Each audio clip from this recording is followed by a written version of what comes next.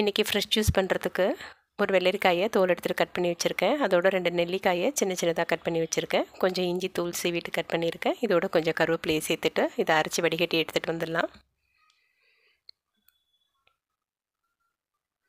வெள்ளரிக்காய் ரொம்ப குளிர்ச்சி, நிறைய வாட்டர் கண்டென்ட் உள்ள வெஜிடபிள். இதை சேர்த்து குடிக்கும்போது பாடி ஹீட் நல்லா குறையும்.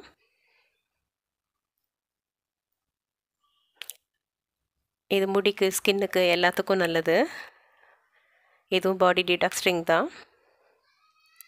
இந்த மாதிரி ஃப்ரெஷ் ஜூஸஸ் குடிக்கும்போது டெய்லி ஒரே ஜூஸை கண்டினியூஸாக எடுத்துக்காமல் ஒவ்வொரு நாள் ஒவ்வொரு வெஜிடபிள் எடுத்து சேர்த்துக்கிட்டு, எந்த வெஜிடபிள் எடுத்துக்கிட்டாலும் அதோட நெல்லிக்காயோ இல்லை லெமனையோ ஏதோ ஒன்றுத்தை சேர்த்துக்கணும்.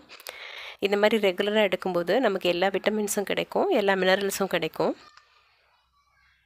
ஒரே ஜூஸை ரெகுலராக குடிக்கிறத விட ஒவ்வொரு நாள் ஒவ்வொரு வெஜிடபிள்லேருந்து ஜூஸ் எடுத்து குடிக்கிறது இன்னும் பெட்டராக இருக்கும். Amla cucumber juice ready. நன்றி.